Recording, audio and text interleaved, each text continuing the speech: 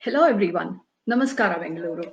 Welcome back to our 24th annual Karnataka Virtual Conference 2021 themed Digital Transformation Savior for Pandemic and Cybersecurity. I am Suma, your MC for the next few sessions. I have been a part of ISACA Executive Committee team for past 4 years and we have interacted in the last conferences as well. I'm very happy to be a part of this year's conference too. So, morning session was too exciting and has given a good start for the entire event. I hope you had a good tea break and you all are ready for the next exciting and interesting stuff we have for you during the day. During these pandemic times, we have quite a few cyber risk challenges resulting from the global public health crisis like an increase in threats and vulnerabilities due to expansion of remote workforces, expanding attack surface driven by rapid deployment of cloud services, difficulty in detecting and responding to threats due to security teams now being dispersed. Let's hear more about these challenges and how to tackle them by our industry experts, esteemed speakers in the next few scheduled sessions. Let's start with the topic managing the evolving threat landscape, effective strategies to stop attacks, and to stay ahead of breaches. I hereby welcome Mr. Ashok Prabhu, Chief Executive Sales, Valleypoint System, who is exceptional at delivering extraordinary results, and he has donned many hats in his career spanning over 30 years. With a background in BE Electronics and Communication from Malnad College of Engineering, he joined Kinfotech as a sales executive in 1990 and steadily rose to senior vice president. A flair for foraying into the unknown, he began selling IT hardware and software, and he is a certified CISSP as well. In 2012, Ashok joined Valleypoint, and in collaboration with Mr. Shanbag and Mr. Sampath Kumar, he co-founded Valleypoint TechSol, the cybersecurity focused organization. Successfully forging lasting partnerships with clients has led to numerous awards from OEM partners and clients. His vision of setting up SOC was also fulfilled in 2019, and today Valleypoint is one of the leading managed security services providers besides the risk management and technology solutions. These prestigious accolades validate his superiority in the industry. Under his efficient and visionary leadership, the cybersecurity portfolio continues to exponentially flourish. I welcome another speaker, Mr. Bobby Sandeep, AVP Technology Valleypoint System, who comes with 24 years of industry experience across system integration, infrastructure management services, and cybersecurity, playing the role of a mentor and technology evangelist and helping teams to develop efficient operational processes. He's bent to create newer service offerings, operationalize them to address various customer challenges. He strongly believes in continuous learning and extremely passionate about the technology. So audience, we have a tab called Ask a Question. You can post your questions at the link at the bottom of your screen and the speakers will be able to answer them. Let's play the recorded video of Mr. Ashok and Mr. Bobby. Very good morning. This is Ashok Prabhu, Chief Executive Sales at Valleypoint. And thank you very much, ISACA, for giving Valleypoint an opportunity today. And many congratulations on your Silver Jubilee. And it's a privilege to be part of this. With me today, I have Bobby Sandeep, who is my AVP Technology and Head of Managed Security Services. So hi, Bobby. Morning. Welcome. Morning, Ashok, and morning, Team ISACA, and ladies and gentlemen, for this webinar. Very happy to be a part of this event. And I wish to congratulate the ISACA Bangalore chapter on their 25th anniversary. Thank you. Thanks, Bobby. So Valleypoint is a digital transformation catalyst, and true to its word, we have been party to large digital transformation projects, even in the Indian government and state government, and various other entities, wherein we have accelerated the digital transformation journey directly and also being a part of the project through ISVs. And we have delivered through our expertise in consulting and integration and security. We've been able to really contribute to these digital transformation initiatives from various entities. So that's exactly is the role that we play in the customer's digital transformation journey today. I'm happy to share Valleypoint is celebrating its 30th year, and that's indeed a credible and a momentous occasion. So, and we are present in 3 countries, India, US, and Singapore, and we're close to 1,200 employees today, and a lot of them work at on-site in various projects as a part of our infrastructure management services. And we have been blessed with a good amount of repeat business from our customers who have been happy with us and giving us repeat business, and more than 80% of our customers associate with us continuously. And we are serving close to 2,000 plus customers today, and it's going strong. The overall solutions and services, though, today we will be focusing more on cybersecurity and risk management. But I just want a quick introduction to our data center and modernization practice, wherein we deploy HCI and VDI related solutions, and we have impacted a lot of organizations in their data center modernization journey, along with our cloud services, wherein we offer various things around DevOps, the app modernization, the cloud assessment, the cloud BCPDR, and the cloud VDI and various other services backed as a part of a combined thought process from data center and from cloud. In the network transformation, we are heavily focused around the standard routing switching, besides that secure SD-WAN services, and also on the network assessment services, and also on the network monitoring services. So on the digital workplace, it's all about endpoints. We offer device as a service. We have a strong managed print service offerings as well, and also on the various mobility solutions and the workflow solutions. So IT managed services, we offer infrastructure management services, close to 900 plus employees work at different customers today, offering various services. So that's a quick introduction on the overall solutions and services of Valleypoint, and I'm here to talk about cybersecurity. Valleypoint today is a true cybersecurity integrator and a consulting services partner. The reason we say so being we have got 3 fundamentally core practices, which are cybersecurity, risk management, and compliance, where we address the people process part. The second thing is the fallout of controls. That's on the technology side of it. We have a strong practice around endpoint, network, content, and cloud security. And last but not the least is the ops, wherein we have our own cyber defense center, through which we offer 24/7 security monitoring services as a part of our managed security services with a host of other offerings. I co-founded a cybersecurity organization way back in 2012, and today we are celebrating our 10th year. And we built a very, very strong practice today. As we speak, we are more than 100 plus in terms of cybersecurity employees, especially on this practice, and our revenues reaching in excess of $20 million and going strong. And we are covering every aspect of cybersecurity, wherein we can help customers grow their business and get the required security infrastructure and services at their disposal.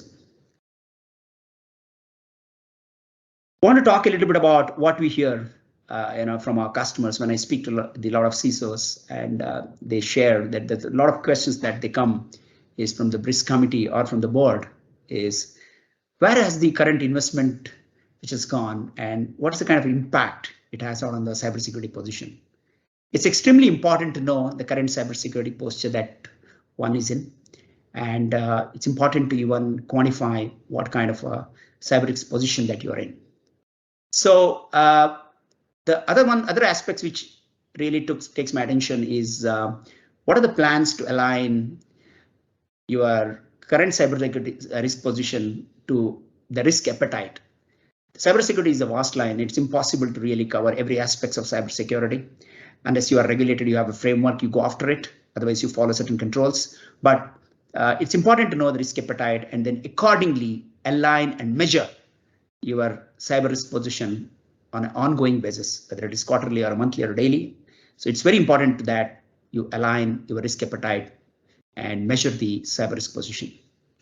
Cyber risk insurance is a big topic today, And especially from a ransomware perspective, no matter how much of our cyber risk insurance you have, in case of an unfortunate incident of being breached, so no amount of cyber insurance is good enough. So it's very important to understand that landscape and do the right set of controls so that you are well covered, and then you also not shell out a huge amount of premium in the cyber risk insurance as well. The obvious challenges, what we see even from a risk management perspective, that typical Excel-based risk assessments are not enough, because today's risk management strategy need to include a threat information. You would have seen the amount of attacks that have happened in the globe and in India in the last 1.5 years. They have been very nasty and they have been very devastating. So it's important that one has a continuous update on their risk posture. It's very important that we should be able to measure at any point of time. The most important thing is, if you have spent X amount of dollars on building cybersecurity practices in terms of controls and in services, you must know the value of the risk that you mitigated, because no breach costs are looked at relative to the threats and control gaps that you discover. It's also important to know what's the kind of impact you have on an organization in case of a third-party breach. So it's also important to measure. So that is, again, a very significant aspect. I just thought I'll bring to a table that what I hear from various customers that I speak. So what do we solve as a risk management strategy today? So we solve these business challenges for our customers. There are 5 pillars here, the 5 vectors we can call it as. People, the weakest link in cybersecurity.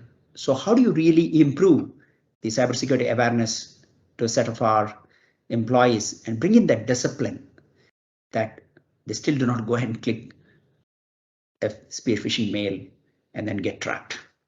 No matter how much of it we do, we see that happening regularly. So it's a very important aspect. I believe that the employee security awareness is the key.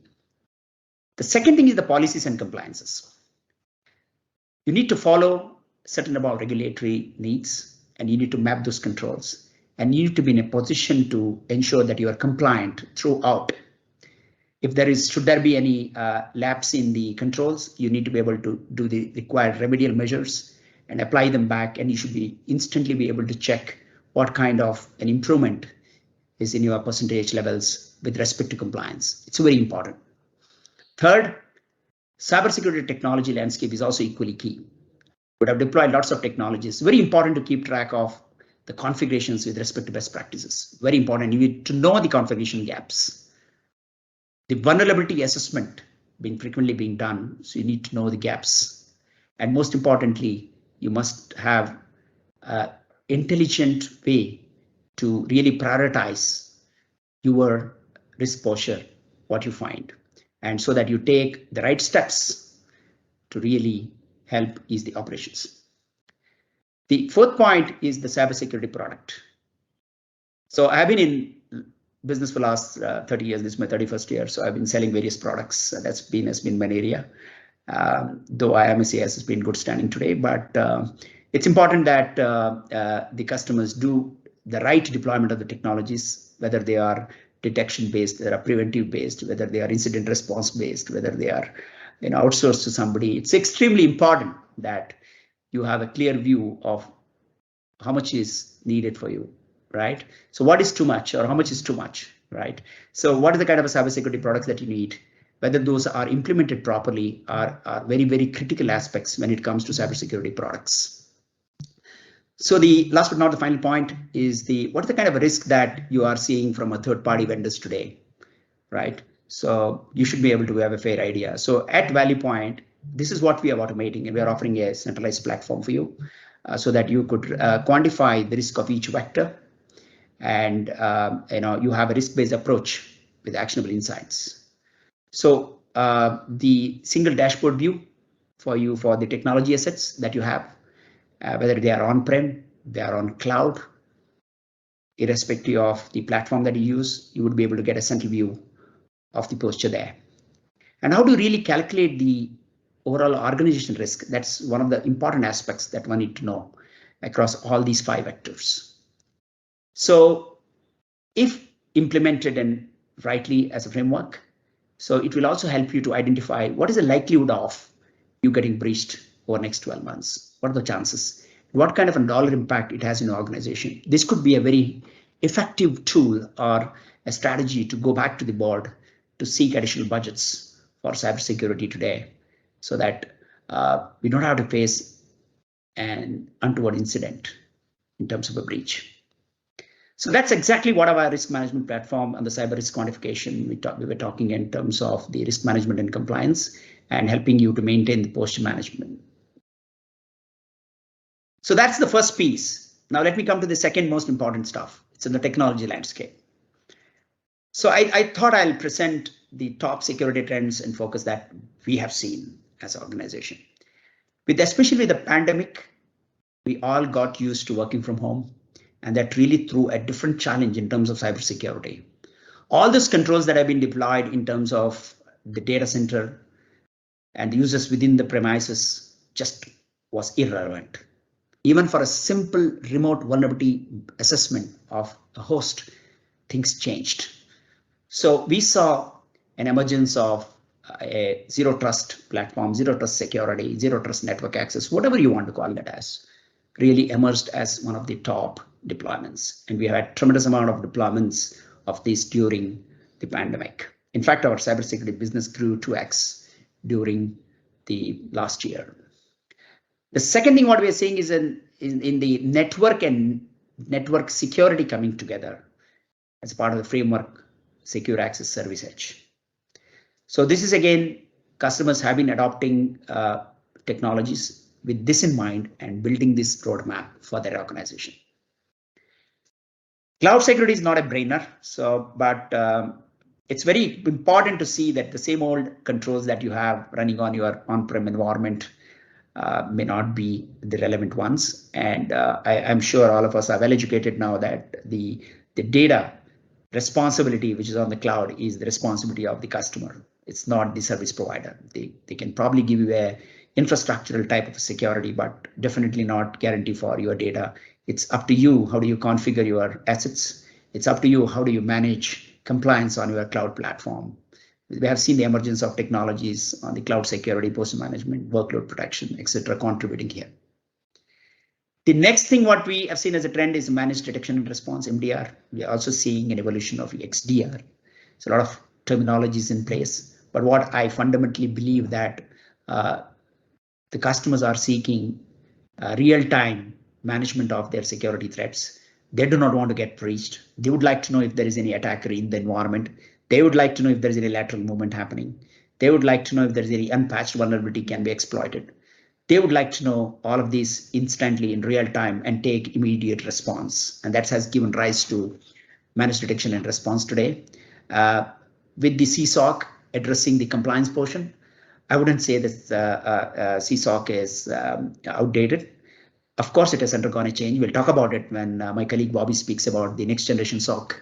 So we picked up these 5 trends, and when we saw the evolution in cybersecurity, and we started building our technology practices. So we thought we will delve into each one of them fairly quickly. And I would like to call upon my colleague Bobby. Bobby, would you like to share the approach on each one of them, maybe some of them, if not all, starting with zero trust as a Valleypoint's approach? What have you seen the various deployments from our customers? As you know, we have done tremendous amount of deployments in this space. So would you like to educate and share as what has been your experience? Thank you, Ashok, for this. I think you summed it up really well in terms of pandemic being the real pusher towards security. It exposed, it was sort of a VAPT on the enterprises across the globe, which showcased that like we were not completely secure, or we were not completely ready to address the newer challenges of people working from home. People have to collaborate from wherever they are, untrusted networks, untrusted devices. A lot of these things have put a serious pressure on the security practitioners. And our conversations have quadrupled in the last 18 months with every client of ours and across, that security is the primary conversation today, and everything is about ensuring that how do we deploy, how do we comply, how do we get visibility, and how do we manage security. That's been the key pointers of conversations.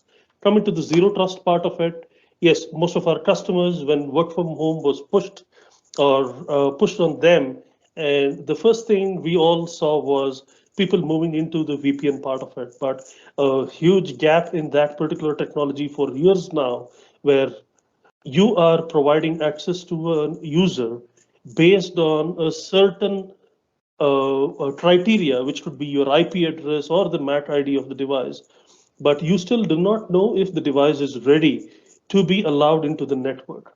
So zero trust came in as a framework, as a guardian angel for most enterprises, where we saw delivering secure remote access to the users beyond the VPN. It is a VPN-less access is what zero trust provides today, where you are ensuring that the user and the device is identified. When we say identified, it is not just about who is the user and what is the device. It is also verified if the user is genuine, with additional authentication challenges being posed to the user so that he proves that he is the user, and verification of the device in terms of what are the components which the device is holding, what are the compliances, or what are the tools which the device is holding, and are they up to date to allow access for that particular device into the core of the application landscape. So that is from the user and device perspective. And from the application side or the workload side of it, the biggest need was to ensure that whoever is authenticated onto the network gets only the right to access for the required amount of applications or the workloads, and just enough to complete the job which he is assigned to do, which again got into architecting the entire network, segmenting it, and ensuring that any user coming into the network does not wander about. Instead, he will reach the required or the assigned application. So that was from the micro-segmentation part of it. And then we also went on to have conversations to see that, is these two good enough for you? Providing, verifying the user and the device, and then providing the right access into the network. We said, no, we also need to have one more layer to ensure the zero trust becomes complete, which was around the workload protection. Workload protection ensures that you harden the workloads and applications not to be able to accept anything beyond the stipulated ports, protocols, services, and a baseline which you have created for that application to perform. So in this way, we have helped customers plugging in various technologies, integrating it with each other to ensure we achieve the zero trust framework. And the customers have reaped the benefits of the implementing this entire zero trust within their enterprises. Insightful, Bobby. So what you are saying is that the approach has helped customers to really bring in controls with respect to a user accessing an application, making it absolutely secure, and where the attackers can hunt down the user back, or in fact, in case of any compromise, they are limited only to that particular environment, and they do not travel across, laterally move across each other. So I think it's a great sort of sharing that you have said. I think that is one of the fundamental things which has really helped us secure a lot of our customers. Thank you, Bobby. So moving on to the next, we've been hearing a lot on SASE, Secure Access Services is a fusion of network and network security. And there are a lot of things which are constituting this as a framework. But why do you see customers really adopting this, and what's been your experience in of doing some of these deployments? So, Ashok, from my view, what I see SASE as is the fundamental security block for any enterprise, because we are talking about the network part of it, we are talking about the data part of it, and we are also talking about the zero trust part of it, all converging together to ensure that the user and device is authenticated, and from wherever he is coming in and whatever network he is using to access the application, we are ensuring that it is secured and he reaches only to the required amount of resources within your data center, either it would be on-premise or on cloud, and making sure this particular uh, uh, access path which is there is continuously monitored both for quality, performance, and also for security. The biggest advantage of this particular framework we see is that the policy travels with the user. So you do not have to worry about having a gateway where you have a policy and then the user comes in and he does whatever he wants. Here you are ensuring that the policy is attached to the user, attached to the device, and attached to from where he is logging in, not how he is logging in, and ensuring that the policy travels through the entire session or the life cycle of that particular access. So the key components in this, what we are seeing as the key components of adoption of SASE in various enterprises is that since this is modular and there is not a single vendor who could answer all the queries, all the components in like or the modules which are required to get the SASE framework in a complete essence. So we are seeing, like SD-WAN becoming a critical technology to ensure that you are not dependent on expensive links which are there. At the same time, you are ensuring that you're not backhauling the traffic coming into your environment for internet, for web security, or it would be for other applications. You are able to first thing is create a local breakout in terms of people using internet, and the policy remains. So we call it the centralized policy management, but distributed enforcement. So each branch, each user could be given a different policy for his kind of work, which we are doing. And we take care of the network part, the routing part, the quality of service, everything coming in from SD-WAN. We move on to protecting the data using the DLP, which was there, and extending it out to CASB, which will also cover your data on the cloud and SaaS applications, which is very, very prevalent today in any organization. So we cover the data part of it. Then we come to the isolation and DNS security, which is mainly to ensure an additional layer of security for internet users, since you have internet breakouts across your organization, to ensure that they are secure when they are browsing the internet. And we are also integrating the zero trust, which we spoke previously, into this entire framework to ensure the security is stitched and it is made available to protect the enterprise. Great. I think that was quite insightful. I think I've seen customers adopting various technologies and starting it as their journey towards SASE. And we have done a few deployments around these. So it's great to know. Thanks, Bobby. Cloud security. So this is a hot topic, and this is one of the things which are keeping us very busy. And if you would like to share some perspective across each of the domains that you have defined here, you may pick only some relevant stuff which you think is important for us to share as the trend that we have been seeing in the customer side, Bobby. Got it. So the cloud services per se is the update has been huge in the last 18 months. And everybody who wanted to go to the cloud over a period of the next 2-3 years as a part of their roadmap were already pushed to the cloud in less than a span of about 90 days when the pandemic hit us. So we see that a lot of customers were not completely prepared to secure this new change which is happening. And we found that most of the traditional security solutions were replicated in one form or the other on the cloud to provide generic protection, which is there. But I would want to focus, as you mentioned, I would want to focus on a few things here. One is about any cloud security practitioner should be looking at something around the identity protection. So this becomes the core today. The identity is the single source of truth to provide access into the network, to the application, or any other resources within the enterprise, either within the enterprise or it would be even SaaS applications as well. And majority of the attacks are at the level of the identity itself. Like identity compromise is the key, is the door into an enterprise. So monitoring identities becomes very, very important in terms of risky users or risky sign-ins, an untimely sign-in, or from a different geo altogether.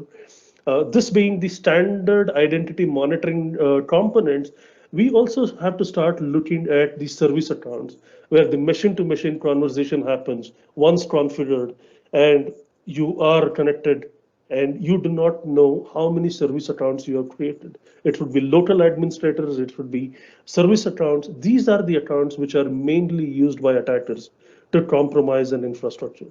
So looking into the governing the identities around these service accounts is very, very important for organizations. Of course, from the data, we spoke about the cloud data protection of data on the cloud and through DLP. Encryption is another form of insurance, I would call it. Encrypting your data wherever it is, either on the endpoint, the workloads, or on the cloud, becomes a very key component because you might lose the data, but you would not be losing the content inside of that. You have lost a chunk, but people are not able to read through. So it would form an insurance for you. Along with encryption, I would probably suggest a good backup system so that you can recover quickly. So that is my second thing. And on the governance, of course, we all know about security monitoring. If we are monitoring the infrastructure on premise, we also extend the monitoring onto the cloud. But cloud security posture management is something which I would suggest or recommend to most of the enterprises today, because cloud was opened up during the pandemic for every department, every user. And IT went on provisioning workloads for each user, SaaS applications for various functions within the organization. But do we clearly know these workloads are following a certain compliance, a certain hardening methodology which we have used? How do we know if these workloads are covered under your monitoring? How do we know that these workloads are hardened in a against probably an NIST framework or it would be your ISO 27001 itself or a CSA guidelines, which is there to protect this. How do you ensure that somebody is continuously monitoring this at the platform layer to see if there are any changes which are happening to this? Because these are the changes which we do, like creating a service account, which we spoke about just now, on a cloud workload, or spinning off a new workload and exposing it to the internet could become the gateway for a breach. So cloud security posture management provides you an automated continuous compliance monitoring. It alerts you when things are not as per the baseline or as per the security policy, and you would be able to go back and correct those things to ensure that you're protecting your cloud environment. Yeah, sure. Yeah, great. I think that's correct. I mean, just want to add, I was talking to a pharma company recently. They were saying as part of the GDPR compliance, they also need to do a database activity monitoring, right? So I think you brought up the point on encryption. So everything on the database side of the encryption or from an activity monitoring is also one of the requirements. So great. I think that's quite insightful. So moving on, we have, as mentioned, we have a strong technology practices, and we have 4 practices here. Endpoint, we manage close to around 1 million endpoints today, and we are also working on IT OT security now. That's one of the core focus that we are building today. We have got certain set of solutions that we have lined up, and whatever you see here, and we have got exposure to most of these deployments with our customers through our help of our professional services backbone, which Bobby handles. So coming on to some critical cybersecurity services, Bobby. So if you were to say, I mean, if the customers are really worried in terms of their cybersecurity posture, and they nobody wants to get breached, and everybody wants to be ready. And what I have seen in terms of whenever customers are breached, it's a panic situation, and at times you never know where to start. So I just wanted to ask you in terms of if you can share what we are offering to our customers. What are those critical cybersecurity services one needs to have? So if you could just throw light on this. So I would not talk about everything which is mentioned on this slide, Ashok. I would pick a few things which are here. Sure. Incident response and forensics, Our combined activity, I think I would take incident response as a need for every organization which is there. This is a team of expert security experts, like who would come, look into the breach, let you know how the attacker entered your network, and how he exfiltrated data. Means I'm talking the entire cyber kill chain which is there. But in this entire process, they're also opening up the gaps which are there in your environment, which could become a recommendation for the enterprises to ensure they go and plug it. They also, so that would be the first thing which is there. Compromise assessment, which is a red team, purple team exercises, it's not just an Excel-based exercise. Here we are talking about live attacks, simulating live attacks in an environment to see, if there are any loose links within the organization's infrastructure or the security fabric in the enterprise. So compromise assessment, which is a periodic assessment activity, which is very much needed. Of course, integration of threat intelligence in case if they are having a security monitoring setup, integration of threat intelligence and consumption of threat intelligence. This could come in various forms. You're talking about threat intelligence in terms of the attacks. You're talking about threat intelligence in terms of the deep and dark web monitoring, which is there. So all these things provides you visibility in case it will enrich, like your security monitoring to give you more context. And also it can be a good preemptive tool in terms of to protect yourself. When you see something happening to your neighbor, you normally shut the windows and take all the precautions. So threat intelligence is something like that, which would help security practitioners. And last, I would want to talk about the security orchestration, automation and response. This is becoming very, very important, where we are talking about automation and response as the key components here. It could be for incident lifecycle threat intelligence or threat validation part of it, or it would be certain set of responses which you do for containment and mitigation could be automated, and this would ease like the workload today in most security monitoring teams. Absolutely, I have all the reasons to agree with you, Bobby, on every single point you mentioned. But one of the things I want to really highlight again, as you mentioned, is whenever there is a breach, there are two things which have really caused serious pain to customers. One is the lack of incident response retainership, and the second thing is how do we contain the infection, right? So these two things are absolutely critical, and I agree with you. I think those two are becoming an extremely critical piece, and most of the breaches that I have seen have happened at the odd hours, whether it's on the Sunday early morning or in the Saturday nights or Friday nights. It's at a very odd hour. So it's very important that we are well prepared in terms of these calamities. I think those were brilliant points. So thanks. Moving on, could you quickly assess and tell us about the CSOC evolution, and fairly quickly we'll move on a couple of slides with you on explaining the evolution and where does the NGSOC and what are the ingredients that we offer this as NGSOC and what do you recommend? Okay, from the evolution part of it, if you see, we were traditionally monitoring all the critical devices on the logs, and we had certain amount of security controls deployed within the organization. So from the next generation SOC perspective, the evolution has moved into more intelligence coming, more visibility coming out of the security estate within an enterprise. So we are talking about EDRs contributing to it, threat intelligence contributing to it, proactive threat hunting. It is not just the analyst looking into an alert, but a team of people, like looking into the past to see, like if there are any attacks which are being long drawn, very dormant, which is not picked up by the SIM platforms or the technologies, other technologies which are there. So proactive threat hunting is one thing, and of course we spoke about the incident response part of it. Having a clear plan, having a clear plan on how do we respond to an incident from start to finish. Is very, very important. So that is where the CSOC is moving to today, and from the managed security service providers like us, like we are moving from managing devices to monitoring the security through log management and SIEM part of it, where there is a good amount of threat detection which was there, and now we are moving a step ahead in terms of the maturity to provide response. The response could be an automated way of containing or mitigating the threat, or it could just be a remediation, a specific remediation recommendation given out to the customer and being next to the customer while he's remediating it and recovering from that particular attack. So this is where it is going. Got it. So if we could just throw some light on the NGSOC, based on what you just shared. Yeah, so I think we spoke a lot about all the components which are here. I would again come back and emphasize on a few points.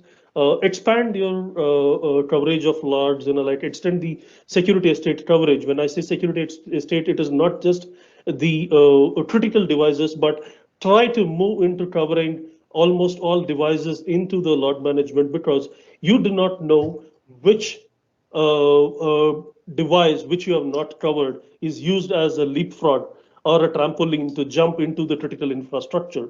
So covering the larger security estate is one critical component which every security practitioner has to look at to get better analytics. Of course, threat intelligence, we spoke about it. User behavior analytics is something which is happening as a very key component. EDR provides us the visibility on what is happening in the endpoint, but the behavior analytics gives you a much larger intelligence about how the user is behaving, how the system is behaving. Are there anything which is not normal? So when we call it, like it is not malicious also, but it is abnormal than the baseline. So user behavior analytics, which is there. Threat hunting, we spoke about. Orchestration, automated response, we spoke about. Inclusion of vulnerability data is another key point, like which I would suggest. It is not just a scanner pushing in the vulnerability here. Here we need to ensure that the vulnerability data is triaged and pushed for security monitoring on the critical devices, which are very, very important. So the correlation becomes even more meaningful. Absolutely. So maybe a minute on the next two slides, Bobby, quickly on what we do. Just put up a highlight, not explain in detail. Obviously, we are running against time, but a quick sharing. Okay, a few things which I would want to tell you about our managed services platform is that we use MITRE ATT&CK framework as our key guiding principle in terms of identifying threats and alerting accordingly. NIST for our incident handling part of it, and we run a 24/7 CSOC out of our Bangalore office.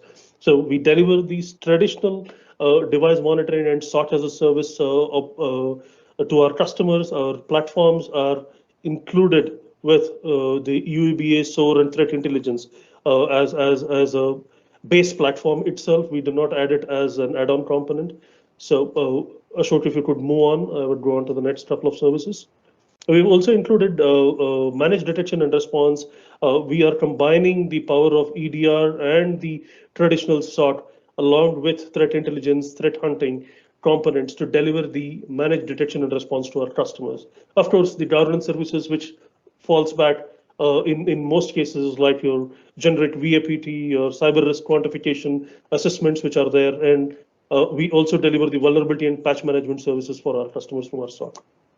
Absolutely fine. So next, what I want to know is what is your advice on the breach prevention best practices? So we have covered some of them, but you want to touch upon a few points here, the top 10 breach prevention best practices? Yeah, these are the top 10, but I would probably pick up only 3, Ashok. I would keep employee awareness as the topmost agenda for every enterprise today. It is not only just about clicking a link, or it could be about using a USB, or it could be about sharing passwords, or how do you change the passwords, or not writing it on an Excel sheet and dump it somewhere. And sharing your password. So employee awareness is a very, very key component today. As long as we are aware of what is to be done, I think we should pull out a learning from COVID itself. Maintaining the guidelines like distance, hygiene, and mask. These were the 3 things which were given. And today you see at least majority of the population, both educated and otherwise, are following these things. So employee awareness, I would probably pull it out right from the COVID learning itself. So that is one thing. And the second one is about identity. As you know, identity is everything. Any compromise on the identity is a compromise on the infrastructure. So governing the identity, ensuring that secure secure passwords are mentioned, passwords are cycled, multi-factor authentications are included, identity governance as a whole in terms of reconciling who has what access as a part, what we discussed on the zero trust and SASE framework is maintained. That's the second component. And the third one is continuous risk assessment. Knowing where you are weak is very, very important. This would be the master health check for the infrastructure on the cyber security, where like where you are weak, what processes, people or technology is delivering value to you and where it is not delivering value to you. Because it's all about ensuring that you have a visibility of what risks you are willing to mitigate or what risks you are able to visualize. So these three would be my take. Absolutely. Yeah, I think well said, well said. So I think that's very critical. Yeah. So moving on, this is something which I personally prepare and then I talk to the CISOs and very specifically, just to help them understand the overall cybersecurity heat map, which ideally needs to be done. So I have highlighted some of them in color. So as I mentioned, as a part of managed security service, I definitely believe that incident response retainership is very key. Now, when you come down to remote workforce, people have changed, are migrating to the new generation endpoints. EDR is definitely one of those technologies which has really helped us achieve greater degree, of course, with a combination of various other technologies. DNS security is something which I've seen. Endpoint privilege management is something. Micro-segmentation, Bobby touched. Remote browser isolation, especially in the case of email. If you are, irrespective of what really happens, you just still go ahead and click that. So isolation on email can really be a great help to you, in fact, to really give a greater protection so that the users' machines are not compromised, even if they accidentally click the same. So I talk about it. And in messaging security, we talked about anti-phishing awareness, of course, cloud security. We see a greater deployment of DDoS, WAF, and CASB as a technology. And on the compliance side, the single dashboard for a risk quantification is something very critical. Vulnerability management, Bobby touched on it. Cloud security posture management, again, it takes a high key. And on the other side, threat intel or a dark web or a continuous automated red teaming. These are some of the things where we have, this is prepared on Excel sheet. So we would be happy to share and work with you on this. If that can drive a roadmap and help customers plan their security investment to build a robust, resilient infrastructure. So that's something which was on the heat map I wanted to share. So finally, last but not the least, cybersecurity at Valleypoint. This is our baby. So we're very proud of what we've built. 350 plus customers, 40 plus technology implementation skills. You know about the challenge in the cybersecurity skills today. It's we're up against a big challenge. So we need to navigate that on a daily basis. 50 plus security implementation we've been able to manage. Close to 100 plus tech resources today. We have been very thorough on getting certified on the customer, on the OEM partnerships, and close to 25 plus analysts today. And we have a state-of-art Cisco Security Customer Experience Center on SecureX platform. So we today have a pedigree of 1 million endpoints and various other things, technologies that we have deployed. So in all, we are definitely as a one-stop shop for most of the organizations who can rely on building their security roadmap and execute them on a continuous basis. So we would be very happy to be associated with you. And I thank ISACA once again for your time. And we are here, maybe a minute or two left. We'll be here there to answer any questions. So thank you so much. You can reach us on the mail IDs that are shown here. So once again, thank you very much for having us today. Thank you so much, Bobby, for excellent sharing, and have a great day, gentlemen and ladies. Thank you, Ashok. Thank you, ISACA. Thank you, Mr. Ashok and Mr. Bobby, for the wonderful insights on the effective strategies. It was indeed very valuable and a good takeaway for all of us. As you rightly said, service accounts are more vulnerable and more important to be secured. And you also highlighted the importance of cloud security, posture management, encryption, database monitoring, device monitoring, and a lot of other things. So I do have one question from Mr. Vishwanath Kasi Ramashastri. He's asking if you conduct penetration tests as well, and will CASB provide security towards corporate users accessing via remote connection, especially with data uploading towards the cloud-based solution storage solutions? Bobby, would like to take it, the CASB portion? Yeah. Good. Vishwanath, so I've replied to you on the chat as well. Yes, CASB stands as a gateway, like for all users using the cloud platforms to share, to create and collaborate data with others. It can extend the DLP policies which are there to ensure that there is protection against data loss or unintentional data sharing, or it would be an intentional data sharing as well. We also deliver VAPT as a part of our services. Thank you, sir. I think with time, the awareness and adoption of cloud has been increasing, and likewise, the threats and vulnerabilities have increased.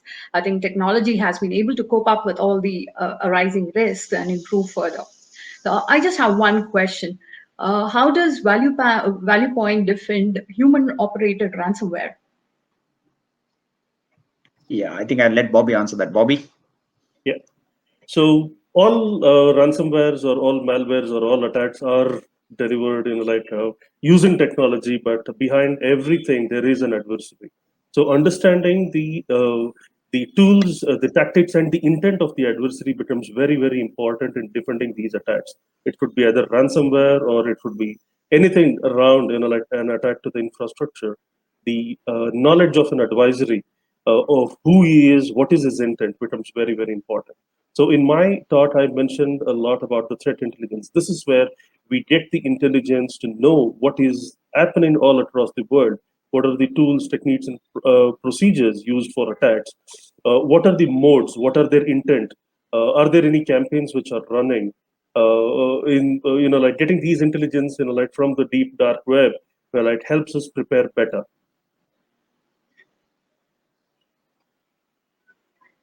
Thank you, Mr. Ashok and Mr. Bobby, for this wonderful session. And thank you, everyone, for participating in this session. So please take a moment to complete this brief anonymous feedback poll questionnaire in real time. And your feedback is very, very important for us. Thank you so much for having us. Thank you. Thank you. Feedback poll, please.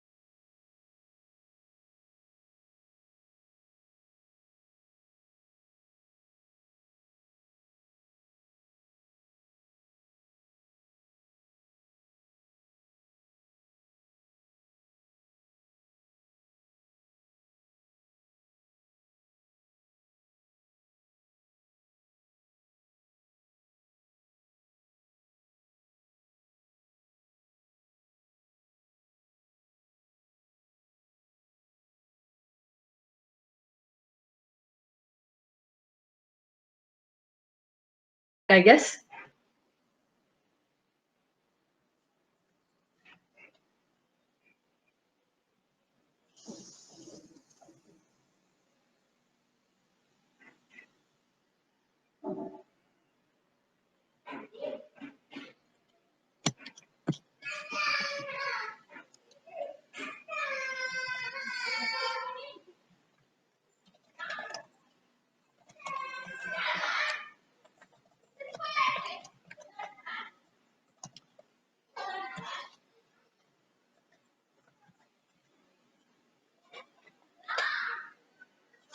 So like I just will announce now, the 3 winners of Bangalore chapter quiz are Mr. Anup Nair, Mr. Krishnan MP, and Mr. Girish Kulkarni. So congratulations to all the winners and hope you enjoy the gift.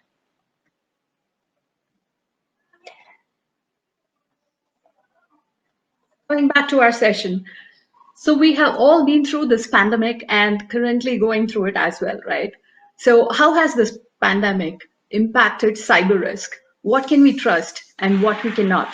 We will hear more in our next session on cyber risk in a post-pandemic era. Trust nothing, distrust nothing.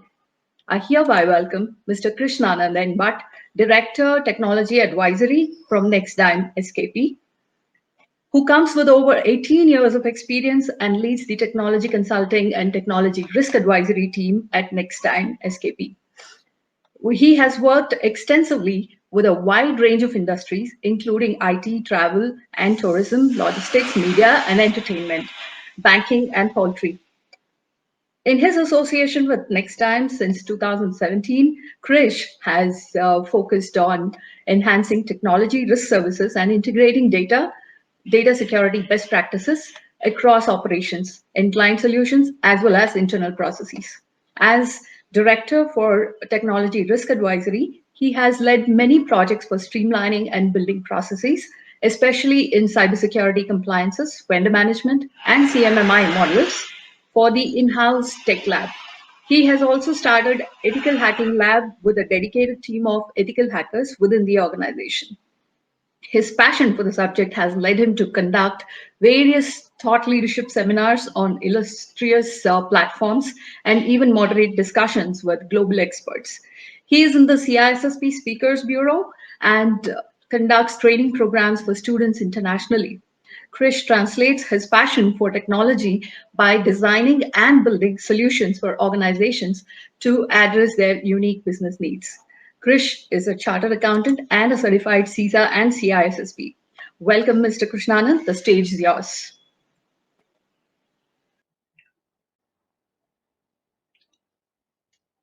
So it's really interesting.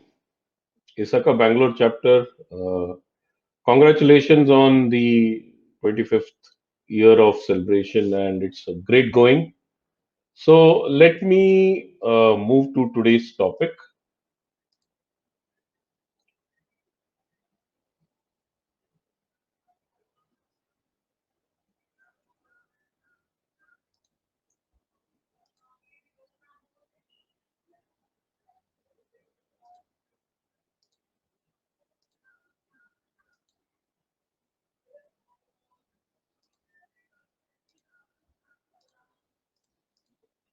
Yes.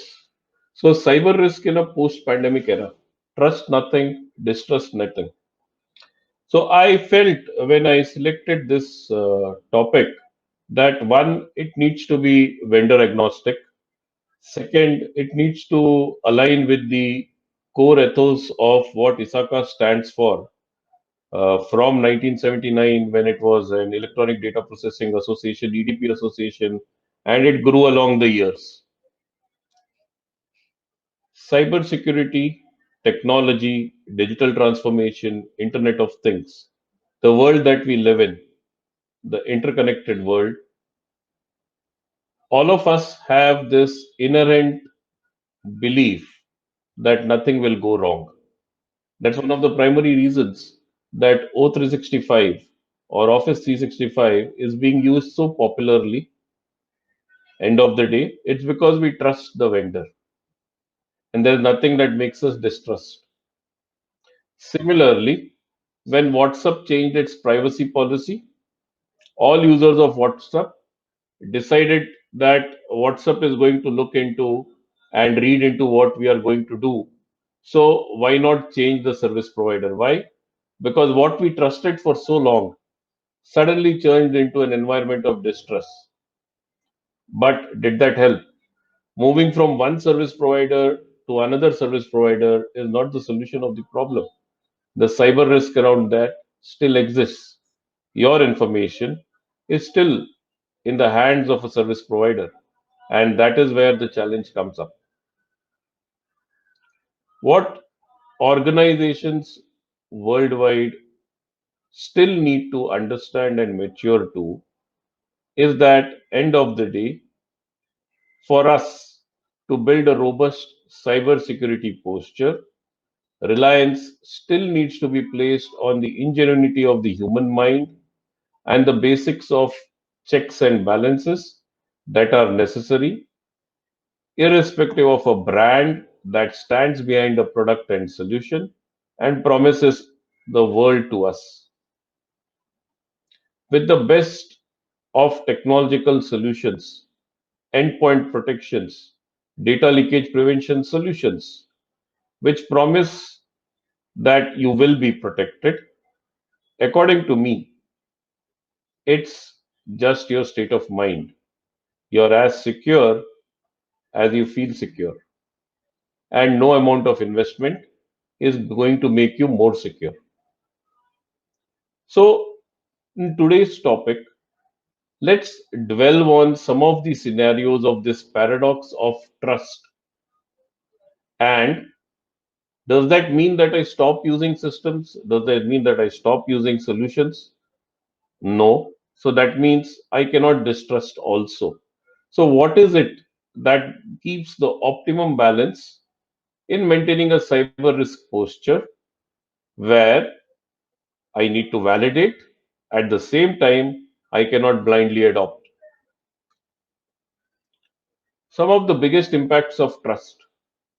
Twitter accounts were breached last year in 2020. So, more than 36 billion records have been exposed with 2,935 breaches. It's a worst year on record. So with pandemic and people working from home, we had people who invested their time, money, and technical expertise to also increase their year-on-year revenue. Hacks, compromises are no more a kiddies subject. It has started to become a serious business proposition.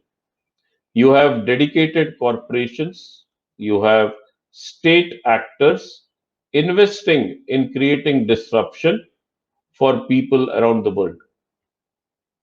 We all trusted Twitter. Facebook, it is supposed to use one of the cutting edge technologies and maintain and manage it worldwide. It almost touches one in every three people living on the face of this planet. If all of us think through it, do you really think Facebook may have not invested in the best technologies available to protect its records, have the best technological solutions to manage and protect itself from cyber threats? Yet there was a compromise. What does this make us think? You cannot trust, but at the same time, you cannot be without Facebook. So that means you need to balance your trust and distrust. There was 228% rise in cyber attacks on banks, especially the BFSI sector has been the biggest, which has got exposed. And the reason for this is very simple. At times, the investment that is made by banks is more driven by a regulatory compliance rather than a thought through process. People usually are not adequately skilled or trained or carry the requisite certifications that are necessary for them to understand the paradigm of risk, threat, vulnerabilities, exposure, actions. We have created an ecosystem similar to the pharma industry where you have medical representatives who prescribe the drug for an ailment and the doctors at times blindly follow. A similar ecosystem has been created in the cybersecurity world. We always have somebody who claims he has the solution to stop zero-day attacks. And yet, you have attacks, you have compromises, you have a villain, you have an actor, and then you have a threat vector which gets exploited.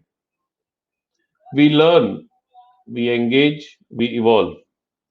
Yet the maturity creates a new exposure because end of the day, we fail to realize that this is being created by the same set of people who are creating protection systems. Technology on its own is not self-creating.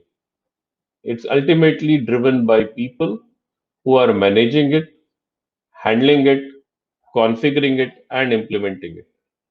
Most of these breaches are because reliance was placed for somebody to do his job and he did not do it appropriately. It could be an in-house employee or it could be a third-party vendor. What does this make us think or make us realize? The concepts are the same, the basics are the same. Internal check, internal reviews, activity work done by one is validated and checked by others, has to be replicated across your entire life cycle of cybersecurity, threat and risk management. To further elucidate my point, one of the extremely good survey report which was conducted by ISACA in 2020 said social engineering is the most popular method of attack. Phishing attacks. It's the age-old postcard attack where you used to get a postcard from someone who was a heirloom from a South African prince who wanted your bank details so that you transfer some money to him and he could then give you a jackpot.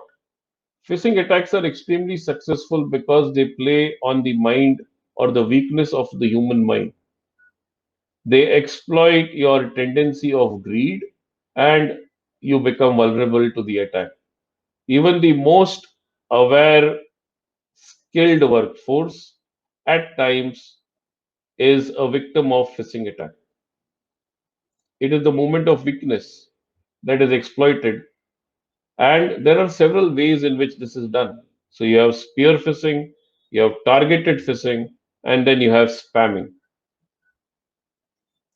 Similarly, work from home, remote worker. We never were prepared for a business continuity scenario where our entire workforce would have to move out in the shortest possible time and start engaging to work as business as usual. This has created an havoc across organizations. In India, some of the leading technology companies who are considered to be the best faced some very serious breaches. Some of the investigations in which I have been a part of, a big media and entertainment house lost almost all the information that it had kept and the streaming platform that it maintained of its valuable copyrighted assets. A very popular e-commerce portal had an attack where the attacker ensured that he could completely erase not only its entire AWS cloud environment, but also the backups of the codes. The team realized there was a problem when next morning they tried to log into the website and what they found was a blank page, 404 message. We trust the cloud. A lot of us carry this misnomer that everything on the cloud is safe. They put the best in technology controls. What we don't realize is ultimately cloud is a tenanted solution. It has broad network access.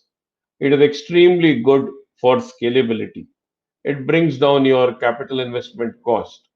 At the same time, it's pay as you go model. So if you need enhanced security, you need to invest in it. If you need protection, you need to invest in it. It's a faceless frontier where you are never in charge of things, never in control of things. Do we trust the cloud or do we distrust the cloud? It's a dilemma. And that is one of the paradoxes which is very important for one to understand. A lot of organizations follow the hybrid model. So they say, fair, let us keep something which does not impact us severely on the cloud and utilize the optimization of cost benefits, faster access, a new environment of disparate endpoints, yet people taking business as usual. IoT devices. As more and more devices connect to each other, we create an ecosystem and single points of failure across the ecosystem. Nobody owns an IoT ecosystem. The problem is you have multiple devices overlapping and speaking to each other, standard protocols which may have existed for a very long time now and they never got upgraded. I read in the recent ISACA journal that TCP/IP protocol is celebrating its 47th birthday this year. So we have been using this base internet protocol for almost a very long time with no upgradation, no change in the manner that we use. And that is the weakest link. We may create layers of security, layers of protection over and above that, but the underlying still remains exposed. And I think these are lessons for all business leaders, CISOs, and cybersecurity professionals to dwell upon. Do we rely on a product or solution merely because it has been researched by a scholar and then implemented as a solution? Or do we rely on the basics of our business environment, the way we operate, and then take a conscious call of what it is that makes us feel protected? I have intentionally picked up these two disparate case scenarios, although they are outside India, they are available in public domain, so it's easier to talk about them. One is a software product provider, and one is a organization in the brick and mortar space. Both of them have one common thing. They relied on one third party outsourced service providers to support their growth journey. Second, both of them were not careful about the manner in which they maintain and manage user access management and change management. In fact, change management is such an abused activity in the entire dynamics of technology that usually the basics are not adhered to, and what we get exposed to is failures. In case of SolarWinds, there was a backdoor in one of the applications. Usually, application developers keep backdoors for ease of support. Ultimately, that becomes a double-edged sword. Most of your applications that you use every day has a backdoor created by the application creator, and he is able to perennially push updates, upgrades, monitor your activities, etc. etc. But it also creates an open door for someone with a malicious intent to gain access and create havoc in your organization.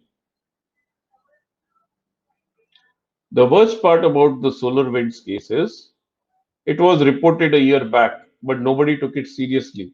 The reason being there was no impact. This is one of the perennial failures when it comes to cybersecurity risk and protection. Organizations feel the investment is not relevant for protection. We carry this simple norm that I have not been impacted and I am not the one who will be targeted. Nobody realizes, including the government of the strongest country in the world, with post 9/11 spent more than $21 trillion waging a war against everybody and did not trust anybody, including its own citizens. They were the ones who were the most impacted because of solar winds. So now you realize how secure is our cyber security and secure posture. Now let's take colonial pipe.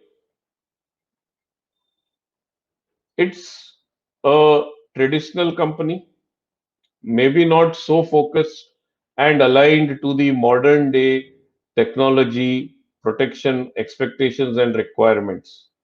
It never felt the need to invest in a robust cybersecurity posture. Also, there were multiplicity of platforms, systems that helped it manage its entire end-to-end business activity. Since there was no governance in place, it is but obvious that there were accounts of users who were no more working in the organization. My guess pretty much is that password sharing was also extremely rampant in Colonial Pipe. What created the havoc? The access to an unused account, the privileges that were elevated on the unused accounts, and ultimately a ransomware that was pushed onto its core infrastructure, which made it shut down in its 57-year history. Did Colonial Pipe not have the funds to invest in a cybersecurity posture? Colonial Pipe trusted its team members and its service providers to manage its infrastructure. But did this trust lead to a reward?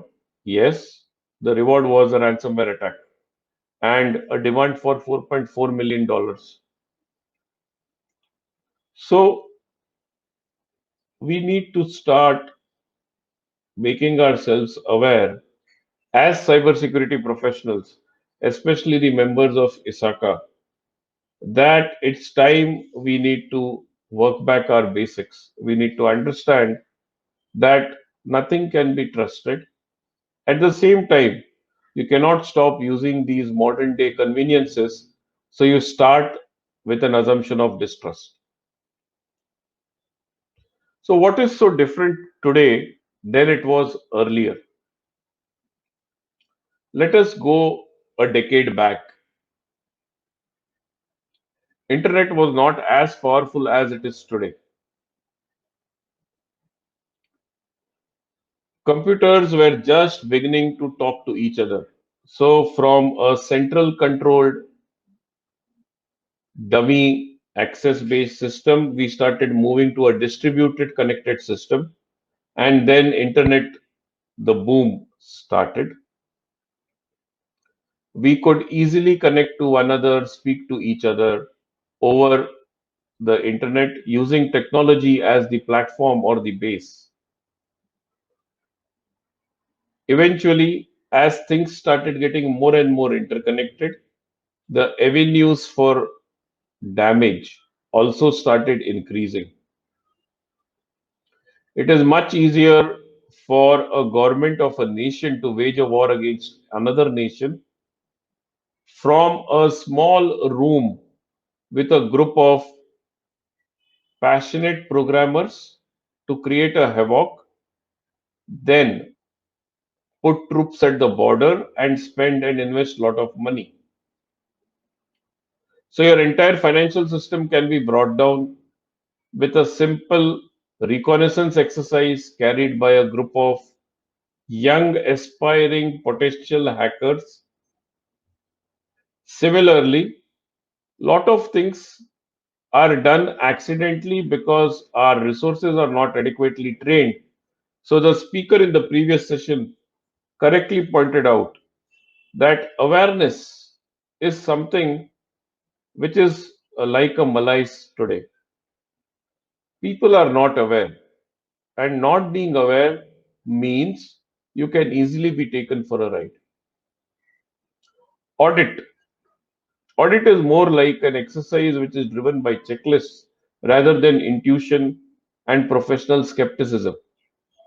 And as more and more audits are done, more and more frameworks are introduced, they are making it simpler for the auditor to invest his time and build up his professional skepticism skills to ensure adequate checks and balances are in place. Unfortunately, we live in an economy where value-driven, time-driven exercises are carried out, and that leads to complacency. And that complacency leads to defaults, and that defaults leads to disasters.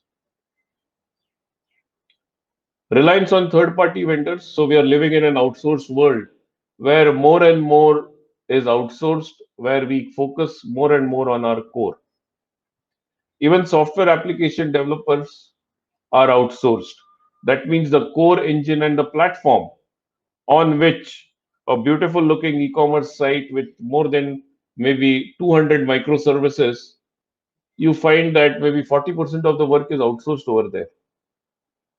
So although you have outsourced 40% of the work and economized on the cost, what you're selling to the customer is 1,000% of threats and vulnerabilities. There is no check. And I think that is what is different. That is what is leading to more cybercrime, more cyber risk threats and exposures. Just as our product companies, the protection companies invest in innovation, similarly, the opposite side, the malicious players, also have a dedicated industry for investing in exploiting more and more vulnerabilities. It's a proper corporate business. The biggest revenue generators has always been arms, ammunition, drugs, prostitution, and others. But now it is arms and ammunition, cyber exposures, drugs, and probably prostitution doesn't play a rank anymore. Nowadays, motive is not always the monetary gain. So, motive would be disruption. Motive would be creating disturbance, inconvenience, and havoc to people at large. There is still a theory that this pandemic could be a man made biochemical warfare. Or was it genuinely a virus that was transmitted? We look at the basics. Microprocessor architecture has been the same since 1970. Only the form factor has reduced. So the risks that existed still exist. It's only the form factor that has changed. Artificial intelligence and machine learning predicates its success, reduction of false positive based on information that is collected over a period of time. Now, if the source of information is not a trusted source, what you have is havoc. Facebook experimented with machine learning. Eventually, these machines became so intelligent, they started talking in their own language. And Facebook had to stop the project because they could not control it anymore. That's the chaos. Internet of Things, vulnerable, disparate endpoints. Bot. So whenever you go to a digital banking website, nowadays you have a smart feedback voiceover help support bot. They are the most vulnerable because these are third-party interfaces. We, during the course of our exposure to clients during the consulting engagements, have identified bot to be the vulnerable source that can compromise the entire digital banking website itself. Cloud, it's the way forward, but every new step into a new era comes with its own pitfalls. One need to have reason to trust this paradigm, but there are several reasons to distrust. I was interacting with a CEO of a large organization who were planning to migrate to the cloud. He said, I have only one concern. Right now, my entire infrastructure is sitting in a place which I am aware of, and maybe a couple of people are aware of, and nobody would really invest the money to be there. But in the cloud, all the attackers know that here is a farm. If compromised, it's a gold mine for me to exploit and create havoc. So is this not a valid reason for me not to migrate to the cloud? It's an interesting analogy to think over. The most popularized concept right now is zero trust architecture, where it is proposed that you validate every activity and action, you verify before you allow. Practically, we have lived in a world of trust. The entire internet expanded phenomenally because of trust, devices interacting with each other on a layer of trust. Now, reversing that entire paradigm by having a zero trust architecture, where we say that humans need trust to survive in a social ecosystem, whereas devices and machines are not something that have emotions like humans, is the thought in the right direction. Unfortunately, these devices would still interface and interact with humans, and they are created by people. So, unless you don't have trust in the zero trust architecture, it's going to create a chaos. Does zero trust inspire trust? Again, people. So, it's people who are going to build your zero trust architecture. If the people, the insider, and the people managing the architecture compromise, then the architecture itself fails. If the processes and technology investments are not as desired, then you have a half baked architecture of protection. So you're neither here nor there. And I think that creates even serious problems. Configurations managed, updated, upgraded, ultimately by human intervention. The endpoints of an infrastructure is again the last mile interfaces, which is managed by an independent service provider. The end computing devices in a work from home environment, I could always take a screenshot, I could always take a picture of confidential information. I am not protected. How do we do that? I don't think zero trust is going to help us in that. So, friends, we need to be extremely mindful and not get carried away and do our own research before, as cybersecurity professionals, we put across thoughts, concepts, and ideas. As I said, employee awareness, being aware is the most important part. Protection on its own will not work. So we need government action, support from the industry, and an ecosystem of protection to be built. Our endpoints are always going to be exposed because it's going to be a multi-service provider kind of infrastructure, irrespective of how you want to manage it. It's always going to be a shared responsibility model. And the bigger the service provider, the lesser is the rights that you have as a service user. So these are things that you need to think through. Contractually, obligations are usually one-sided, as most of the cloud users are now realizing they hardly have any rights when it comes to compromises. Overarching governments trying to intervene and interface has also kept open gaps in your protection posture. So I pause my topic here and let you all think over this. Ki cyber risk, do you need to trust everything or trust nothing? And if you don't trust anything, do you need to distrust everything? I think neither is good. You need to maintain a balance between the two. So some of the tips: invest in technology and skills, review, change management, handle it properly, learnings from Mitra attack framework, learnings from NIST databases are some things which can be imbibed and followed for a better security posture. So with these thoughts, I come to an end of my presentation and open to take questions if any.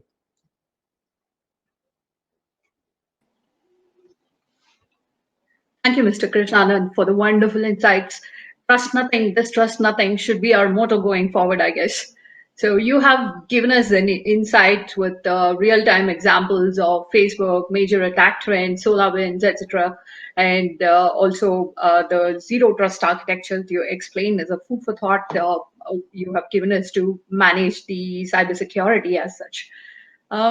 We have one question from the audience, Mr. Vishwanath. He says most of the corporates are using Microsoft Office 365, and you suggest if we have to have a disaster recovery and business continuity plan for Microsoft Office 365, even though the availability in past years are more than 99.9%, or do you think it is not needed? Okay, see now this is the surprise factor.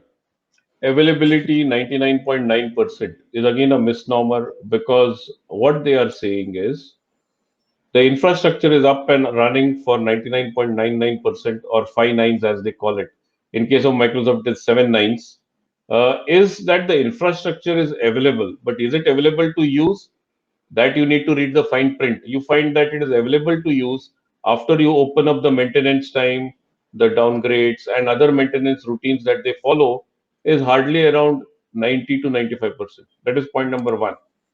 And Microsoft itself recommends that you need to buy my backup and disaster recovery solution because I cannot guarantee that 100% of the time my system will be available. In fact, you have service providers like Barracuda and other service providers who say that why don't you take a backup of your Office 365 and other information that is required because nobody guarantees that disaster will not happen. So we need to understand that these are technologies of conveniences. The bigger the brand, the more the risk. In fact, in one of my sessions, I had said that Microsoft aggregates the maximum personal information worldwide. But the way it presents itself, we feel it's a trusted company. It will not do something like this. Like you have something like Outlook Insights. In your Outlook, Microsoft has a feature called Insights where it analyzes how many meetings you're attending, when the break should be taken. In fact, now Outlook has become intelligent to tell you that, okay, you're spending more time on your emails, most of your meetings, you're not collaborating. Now, who gave Microsoft that inherent right to decide for me? It has done it. And we are accepting it. Why? Because it has created that brand of trust. In fact, I was participant to a governing council worldwide, 18 countries, governments had come together. So it was a non-government discussion or only a government discussion on cyber security and how to avoid the havoc of vendors. And the surprising part was that this was facilitated by Microsoft. So Microsoft was the only vendor which got governments together to discuss on how to protect information that is exploited by vendors, third-party service providers. So you can understand the dynamics of the game, and you should also understand how you need to handle and manage things. So I would say, as I again say, back to basics. Something which is important to you, you need to have a backup for it. Except for human life, where there is no backup, I think everything else has a plan B. So plan for it. Absolutely, sir. I agree with you. We have another question from Mr. Medanan. He says, what is your opinion on the latest Tesla bot on the basis of innovation? Are there any threats that we have to look forward to in AI, as you spoke about AI chaos? Now I'll tell you a funny analogy again. Most of you all must be aware of it. So when Facebook started its AI farm, where it says that automatic programming will start taking place and machine learning is the way forward, uh, the head of Tesla, Elon Musk, advised Mark Zuckerberg, AI is not something that you need to rely on. Tesla's own AI-driven cars are creating accidents and grave dangers to human life, as has been reported several times. So AI comes with its own set of challenges and problems. End of the day, AI does not have an emotion. AI does not rely on intelligence. AI relies on a bibliography of intelligence that you feed into it. So it relies on huge sets of data. For me to survive, my experience and exposure is sufficient. For an AI bot to survive, it needs terabytes of data to analyze and then decide. Yes, the speed of processing is faster, because of which you get innovative solutions at times. But end of the day, I would say nothing beats the human mind. We have survived for almost more than 10 million years and evolved. It will not have happened if we didn't have that kind of intelligence that is required. So we are only trying to create conveniences, which is good. But if we start depending on these conveniences as saying a must have, I think we are inviting disaster. Absolutely, sir. I agree with you. So thanks a lot for presenting and giving a lot of insights today. And thank you all audience for participating in this session. Now, please take a moment to complete this brief anonymous feedback poll questionnaire in real time. Your feedback is important for us. Feedback poll, please.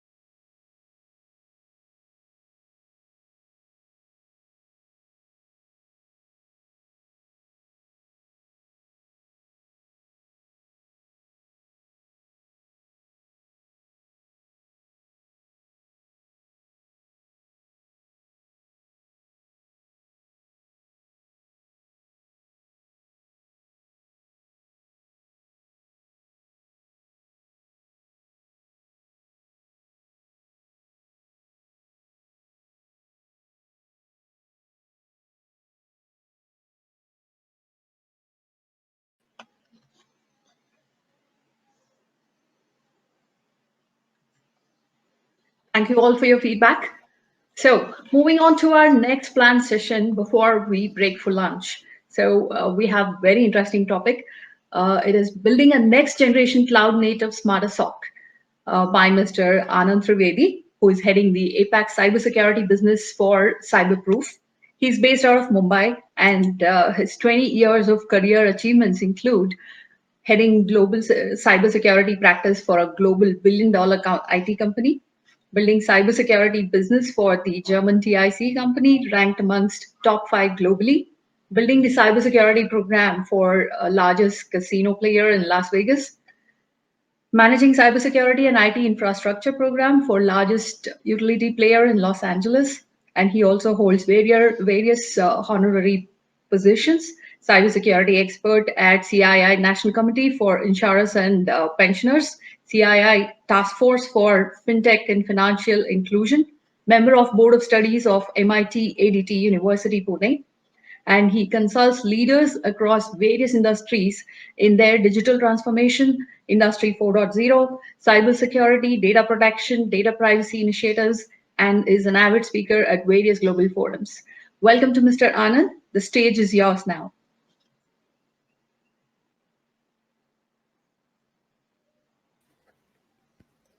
Great. Thank you very much, Suma. First of all, heartiest congratulations to the ISACA Bangalore chapter for the completion of 25 years.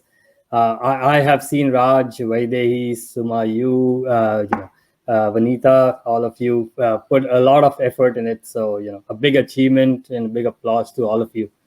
Right. So I've been in them since morning, and I've seen some very interesting topics. And you know, the flow of today's discussions have been excellent, where we've seen Arindam speak about the effects of the pandemic. We saw Deb talking about how technology can help solve some of the issues. We saw Ashok talking about CSOC and the latest technology trends. And then Krish, right, talking about all the major attacks, tools, techniques, and how to save the world from all of them. I would now dwell into you know, the SOC, which I consider the heart of the security operations. And let me share my screen here quickly. Right. All right. I hope everybody is able to see my screen. So, you know, we are going to talk about a smarter native, cloud native SOC. You know, I see that this is a trend which is emerging and being adopted more. The reasons are very obvious about, you know, what everybody's spoken since morning. The increasing number of attacks, the various telemetry information, the various point tools, you know, everybody working from home, digitization. So all of this is leading us to say that, you know, the SOC operations need an upgrade. Right. Now, let me introduce, you know, a virtual analyst. And the reason why we need virtual analysts is one more problem which, you know, I feel was less talked about through the day today was about, you know, enough people for cyber defense. I feel that, you know, the entire IT industry, of course, is going through a big boom of, you know, resources. And in fact, I was with some friends last evening, and after 1.5 years, we met, and you know, we had a gathering of few people, of course, following the COVID protocols. But you know, just like the Great Depression, people are calling this era the era of you know, big resignations. That's the amount of resignations that people, IT companies and service providers are seeing. In cybersecurity, if you know, if we see what roles are in demand and what are the skill gaps and what are the number of requirements, and the IT cyber is on the top, right? Cyber is way on the top. So there are not enough people.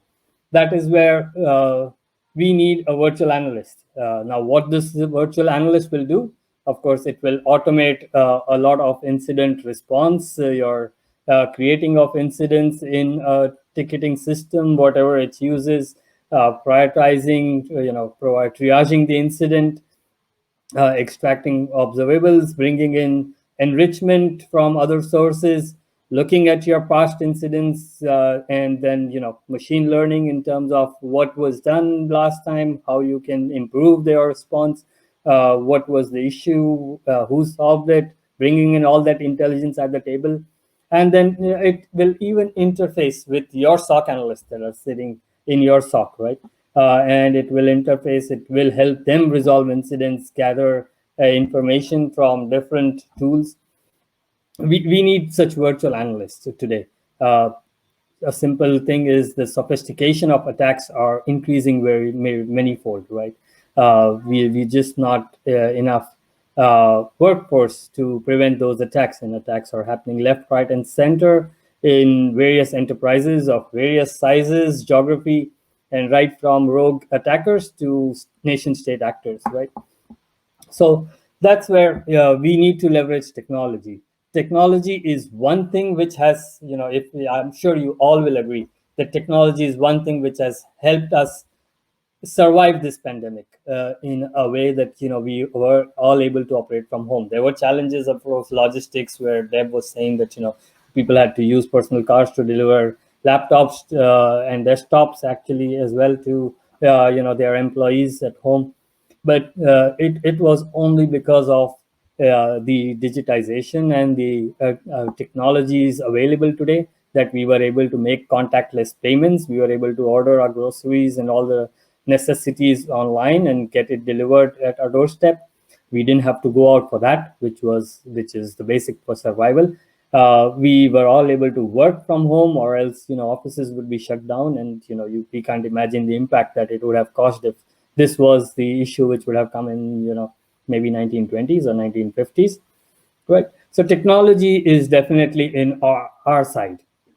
While attackers are leveraging technology to carry out the attacks, but today we have technology available which can help us learn from the past and quickly make adopt to the future.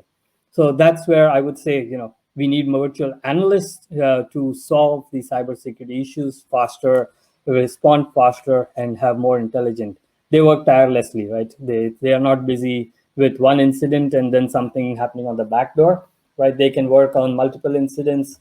So that's what a virtual analyst can do, and that's this virtual analyst should be part of your SOC operations. Right. Now, let's look at this SOC journey. Let's look at this SOC journey, how it has evolved over the years.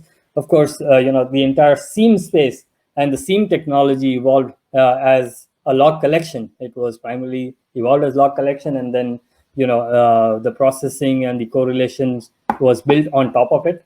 And then the entire SIEM maturity journey started. But a traditional SOC was one where you had a SIEM and you had everybody sending logs, and then you were trying to see, okay, which ones are actual incidents, which are noise created, because of course IT is going through its own maturity journey, right? It has matured. ITSM practices and processes have evolved in a lot of organizations, but there were still gaps. So there was a lot of noise. This noise was not only a result of your SIEM not being configured correctly, but also because your IT was not completely process driven. There was not enough sync up between security and IT. So but that was the traditional SOC, right? You used to look and then used to triage incidents. Then came in your analytics, behavior modeling using UEBA attack types, having workflows, and so that was bringing an analytics layer, NBAT, UEBA, and then saying that your SOC can now provide visibility more not only from outside attackers but also your inside attackers, your employees going rogue, and you're monitoring your users' behavior, monitoring your entity behavior. When I say entity, it can be an application, it can be a system, it can be a server. So your different entities, how they behave, and then identifying anomalies, which could be a cyber incident, right? And then next came the fusion centers, where you could now bring in other log sources like or other telemetries like your threat intelligence from the deep web, dark web, on monitoring on what's happening outside, bring that intelligence into the SOC, looking at vulnerability data, which what vulnerabilities are there and what incidents and vulnerabilities, how they can be correlated to identify more critical incidents and bring in more more relevance to the alerts that come in, and modifying the processes so that the SOC can be more efficient. So that's what I call the fusion center. And then there is the smarter SOC. The smarter SOC is now a step up on this, and where there is orchestration of various tools, technologies, and the processes. There is this virtual analyst, which can help improve efficiency of your response. You can look at attack surface mapping, using MyTray and various other platforms or TTPs to map what is your attack surface, where you see the risks, having a measurement of your risk, having a continuous improvement. That's one of the key of a smarter SOC. You have to continuously evolve, because nothing is constant today, nor the outside nor the inside of the organization. So you have to adopt and continuously improve your SOC. It's not a one-time exercise. It's SOC setup, where there was one phase of a SOC where we used to set up and then it would go into steady state. Now there has to be a continuous improvement as an extension, right?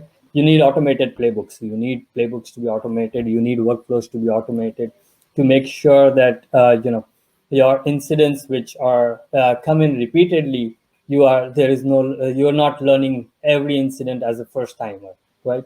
You have now proven methods to resolve incidents, and those need to embed it into your playbooks.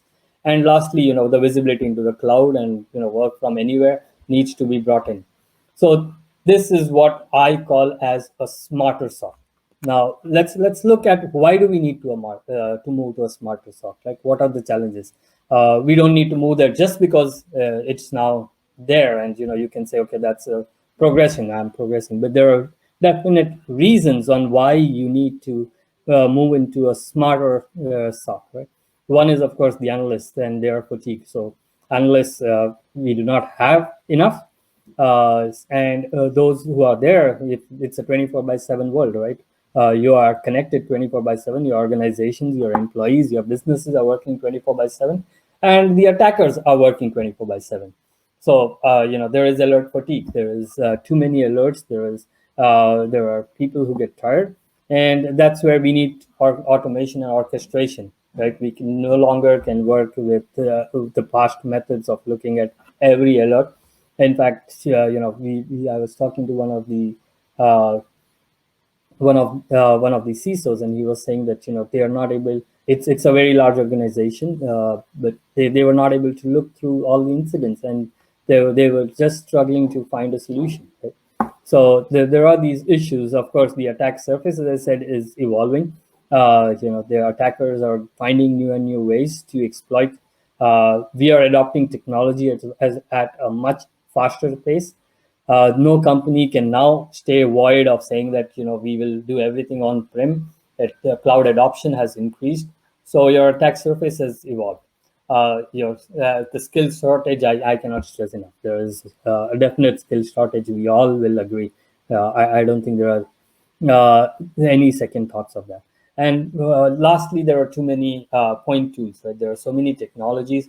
Unless you bring them at a common place and then make them effective, you will struggle. Like your DLP. If you are trying to do DLP incidents using the DLP console, you are trying to solve your EDR issues using your EDR console, you are trying to look at antivirus, then I would say it's the most inefficient way to manage your security, and that you will miss something that in this chaos or trying to manage too many things, and that's where a proper SOC platform is required.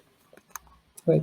Now, of course, there are proven statistics, there are proven numbers, reports to say that the black box approach, where you have somebody looking at your SOC and then sending you some reports, is definitely failing. And there is enough evidence that moving into a more next generation smarter SOC is solving issues faster. Right? Now, when you are thinking about are you already there? Where are you in this journey? Right? Where are you in this SOC journey? There are three questions that I think you guys should ask to yourself when you are responsible for the security of your organization. The topmost is, do you have visibility into what matters most for your business? Are you just having a SOC, and because firewalls are the easiest to connect, and you feel you need to monitor your boundaries, and that's the traditional way, so are you monitoring only those?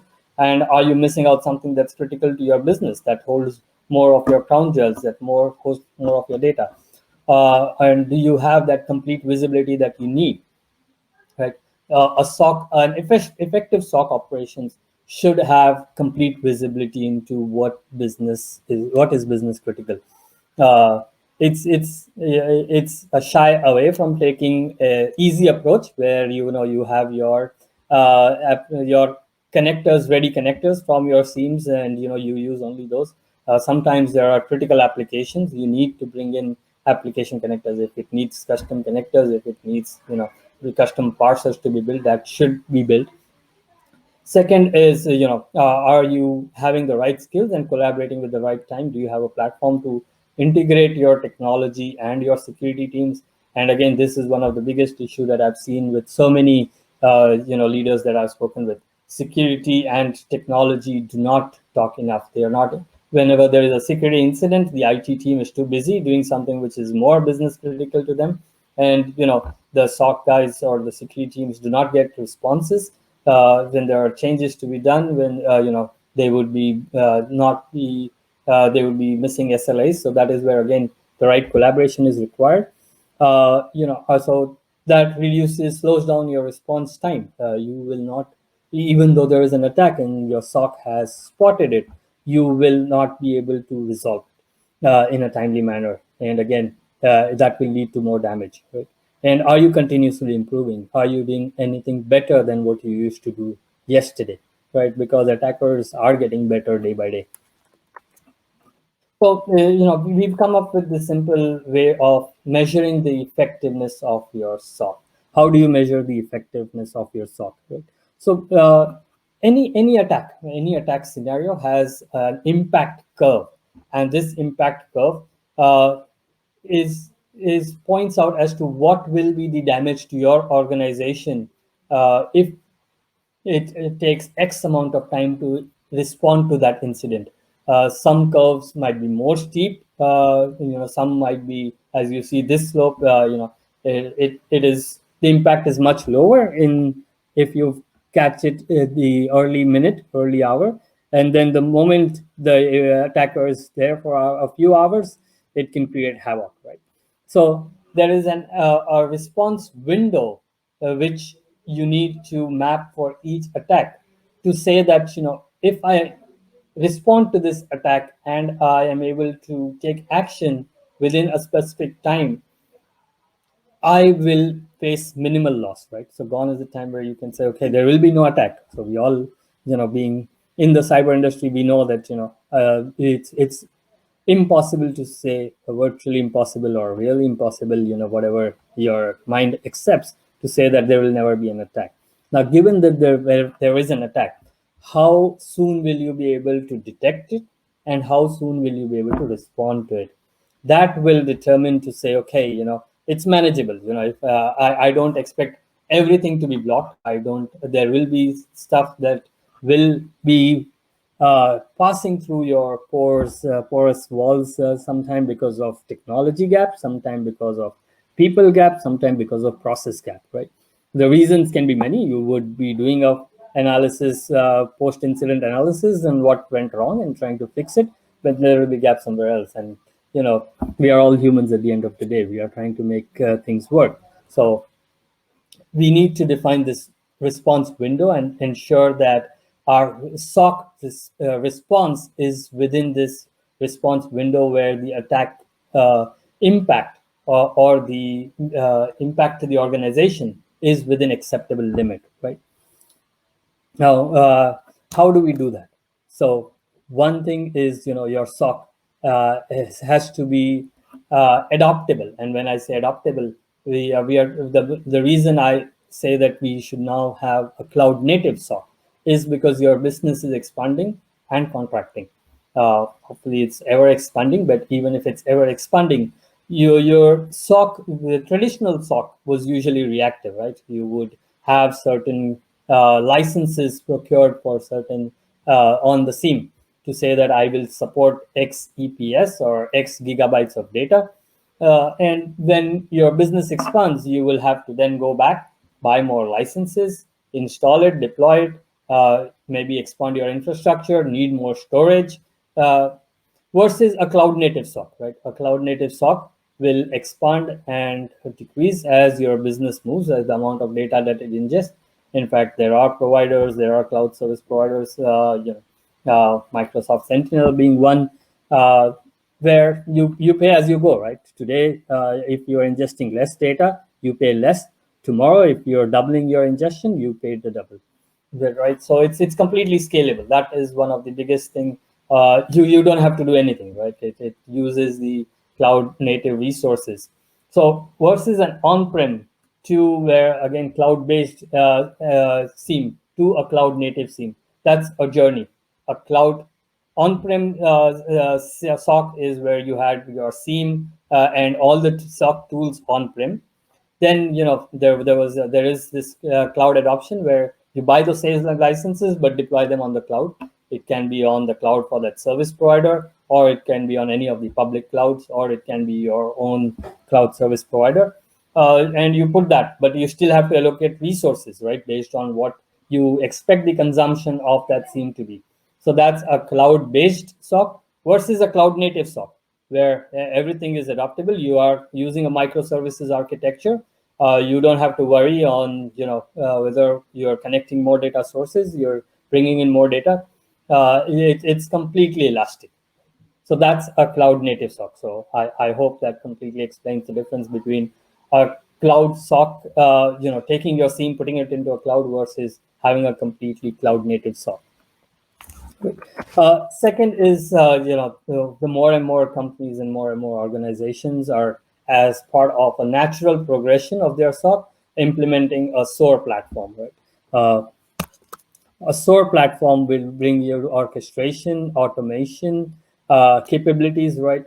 Now, SOAR sits, of course, on top of your SIEM, and it improves your processes. So the SIEM, of course, generates the alerts, right? It will bring all the correlation where all your point technologies or your critical assets, your routers, switches, your core apps, your cloud infrastructure, your various endpoint security technologies would feed into the SIEM. But now the SOAR will work on these incidents or alerts that are generated and see how you can respond faster. So there are various SOAR platforms that are available, and that will help you bring the visibility, respond, automate a lot of stuff, automate your responses, create playbooks, and it can also act as your collaboration platform where you can collaborate with different teams, bring them together to respond incident.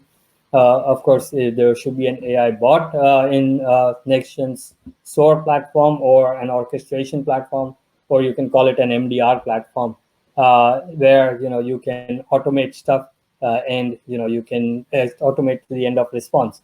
Now you got to be careful, right? What you can automate and how far can you go with automation? Can you automate the full length?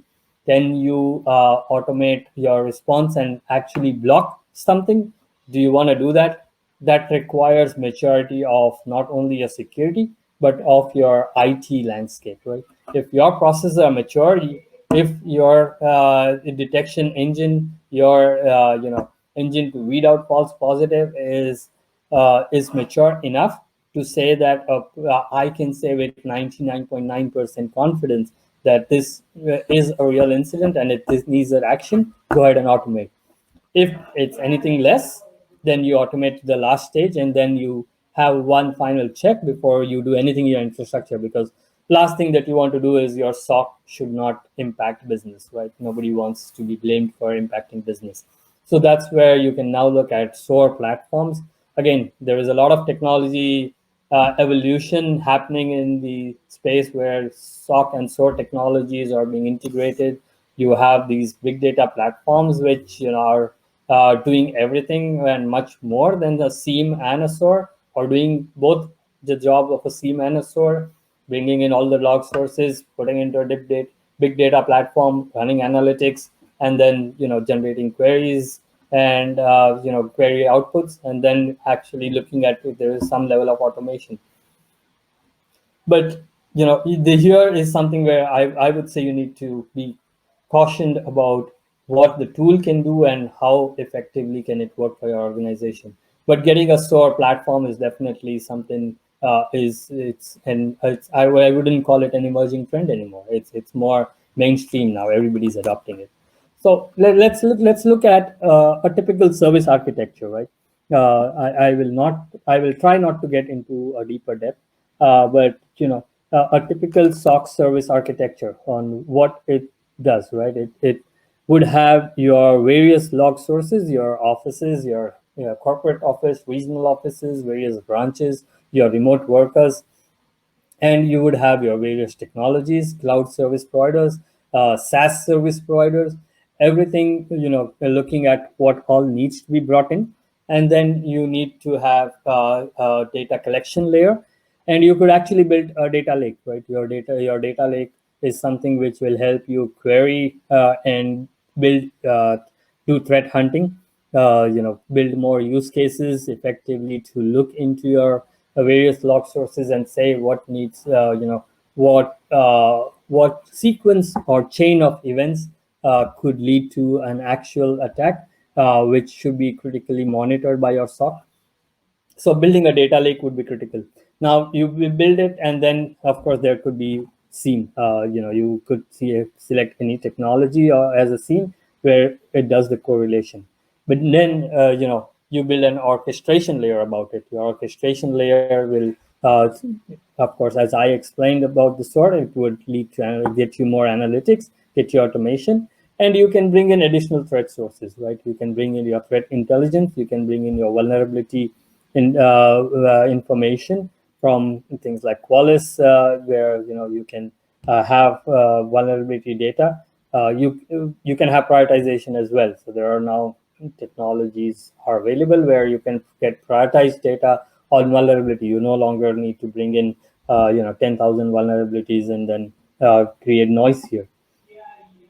Of course, it should now integrate with your ITSM tool. I think that's one of the key integrations which will help streamline collaboration between IT and OT, where your ticketing system is now common. So you can see all incidents and resolve use the same ticketing platform that your technology and your business might have adopted, anything like ServiceNow or Remedy or Sapphire or any ticketing system that we have.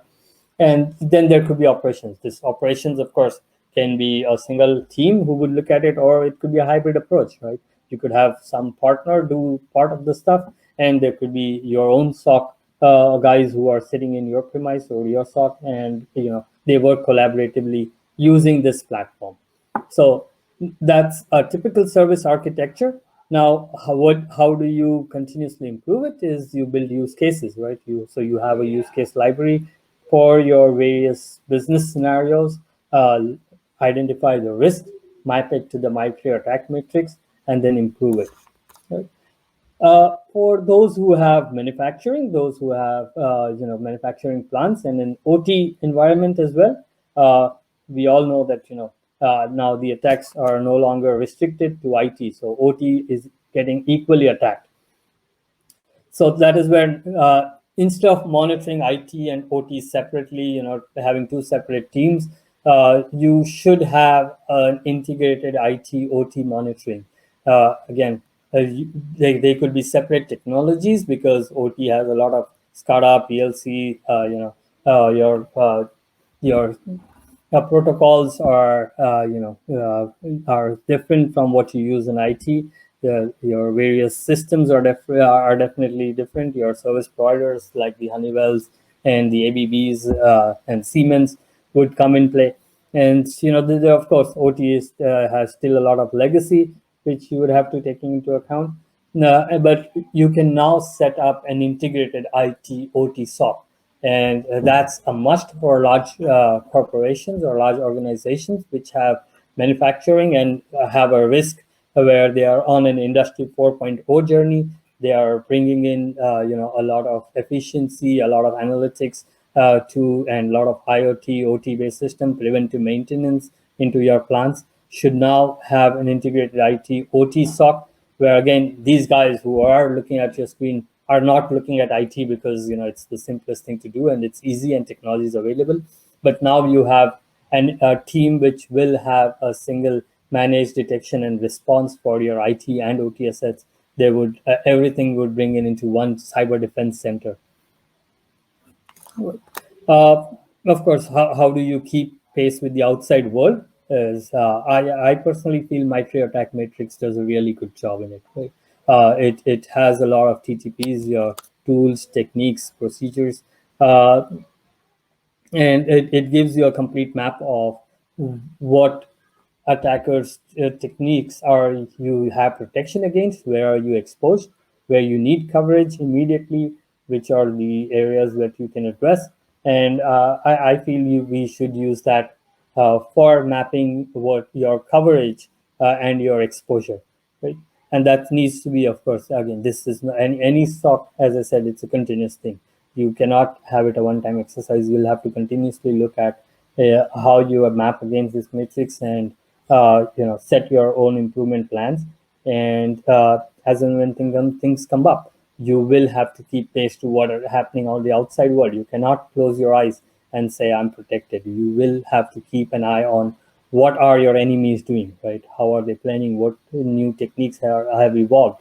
And then plan your defense accordingly. So that's one of the critical things. There are enhanced services which enhance the efficiency of the SOC. They are equally intelligent, equally important, right? And of course, one is the threat intelligence. Should bring in threat intelligence on what's happening in the deep web, dark web. Monitor your domains, monitor the attackers' moves, and you need a good threat intelligence source who knows how to find who's active in a particular region, who's active in a particular industry, who's targeting your type of organizations, maybe large corporations, MSMEs, certain regions. Depending on political scenarios, there could be certain threat actors which could be active at a particular point of time. So you need a real threat intelligence to monitor what's your crown jewels and the attackers, right? Now, EDR has evolved a big way. In fact, EDR, MDR, XDR, and there is a complete evaluation. I think there is a lot of confusion. I don't want to confuse XDR into this. XDR is a different approach, and it is evolving. They claim that they solve incidents as well, and somewhere there will be a marriage between MDR and XDR, right? But you need EDR is a real good technology to prevent a lot of attacks happening at your endpoints, and you need to bring into your SOC a managed EDR capability where your actions on your EDR technology that you would have, in most large organizations do have EDR technology now, so can be automated, right? Anything that is encrypted, so it's very easy these days on whatever protection you do on your in your organization to drop a payload using an email and then cause somebody download it. So, but the EDR plays a good role in detection if it's configured correctly, if it's kept updated. So it is able to isolate incidents. So that's where again your action can be faster. There are breach and attack simulation exercises that you should do to test the efficiency of your defenses, right? So there are automated platforms again for breach and attack simulation. I would definitely say this is something you need to have to test. Your vulnerability management is an age-old problem, right? You need a solution for that, and you need a proper vulnerability management, bringing in vulnerability intelligence, bringing in the right contextualization, the right prioritization, and then the right mitigation to say, okay, these are the top vulnerabilities I need to address, and I need to address them today. Krish was just explaining why SolarWinds happened, right? Why organizations did not respond to it. So vulnerability management is definitely something that's important. Right. Now, just I think these are the critical components. I would like to just summarize and give a summary of what I explained, the various architectures.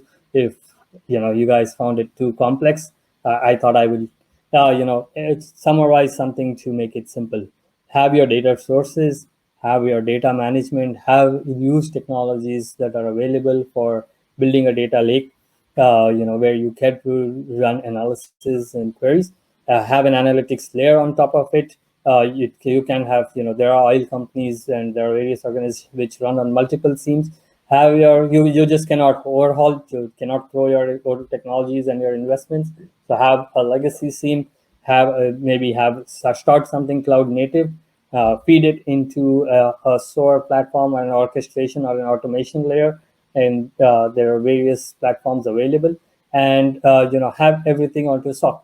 Start this journey. I think this is a journey that some will take proactively, some will take reactively, but they all will move. As cloud has been a success for SaaS, cloud has been a success for IaaS, for storage, for PaaS. Definitely, cloud is the way for your SOC as well. It will move into a cloud native SOC where everything can be availed as a service, right? Today, your sandboxing, and there are various cloud services that you're available for sandboxing, for various, various security solutions. And for your SOC, again, it will be a cloud native architecture.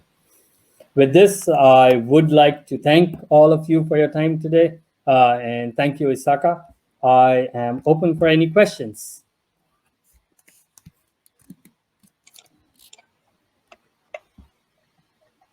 Thank you, Mr. Anand, for the wonderful insights.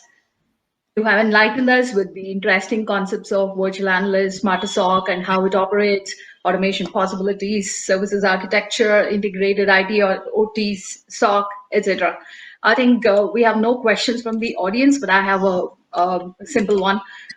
Just wanted to understand if there are any relation, if there is any relation or commonalities between the virtual analyst and the smarter SOC concept to the red team and blue team, who are the offensive security professionals. Yeah, red team and blue team are different. They are a point in time test, right? So you conduct red team exercises at a point in time where you have somebody who is an ethical attacker, wear the hat of an attacker and try to attack your organization to see if your boundaries are porous, if there are ways he could breach and reach to your critical assets. And then your blue team is the one who is actually trying to defend, right? So it's a fight that happens at a particular, so that's a war. And yeah, that happens in a particular point in time. Your virtual analyst is something that has to work 24 by 7 by 365 to make sure that whatever comes in its way, it is able to smartly and quickly respond to it and protect your organization. So definitely these are two different animals, I would say. Thank you, Mr. Anand. I think we have one question that is posted now. What is the importance of attack surface reduction, ASR, while designing next-gen SOC, or next-gen will do it on its own? The attack surface reduction will not happen on its own. In fact, your attack surface might increase, right, because of digitization, because of work from anywhere, because of adoption of cloud, because of your SaaS, your availing SaaS service providers. No longer people want to buy licenses which are perpetual and install it in a data center and keep everything locked, right, where you have only few people have access with a biometric. Everything is on to be the cloud, and that is the way. That is the only way organizations can be more efficient and better allocate their budgets. So your attack surface will actually increase. Your smarter SOC is something which will keep pace with your attackers, which will not be an inhibitor to say, no longer a CISO just cannot go back to anybody and say, okay, you cannot move on to the cloud. You cannot avail this provider, right? It's he would say he's illogical today in today's time. So your attack surface will increase, but the smarter SOC will help you manage this attack, increased attack surface to prevent any cyber damage. Yeah, definitely. I think that answers. So thank you, Mr. Anand, for this wonderful session. And thank you, audience, for participating in this session. And please take a moment to complete this brief anonymous feedback poll questionnaire in the real time. And your feedback is very important for us. Feedback poll, please.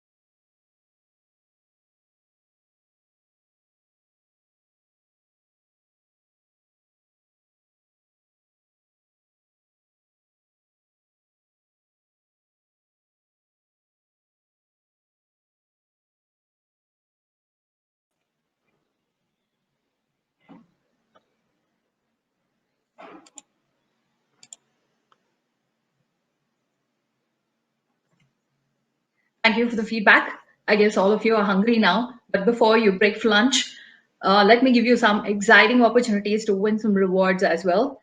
Please check out the Valleypoint digital booth, where you could be one among the 3 lucky people who could win some exciting surprise gifts. I would also like to mention that we also have digital booths by our sponsors, Sentinel-1, Nexdigm SKP, Qualys, Valleypoint, and Meridio, and of course, our ISACA Bangalore chapter. We also have selfie booth or the photo booth, where you could take your selfie pictures and post on social media, tagging on to hashtag ISACABC or hashtag ISACABC annual CONF 2021.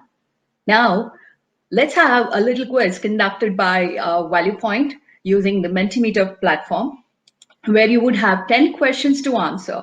There will be 15 winners of this quiz who will be gifted with Portronics Harmonix Twins 33 Smart TWS earbuds.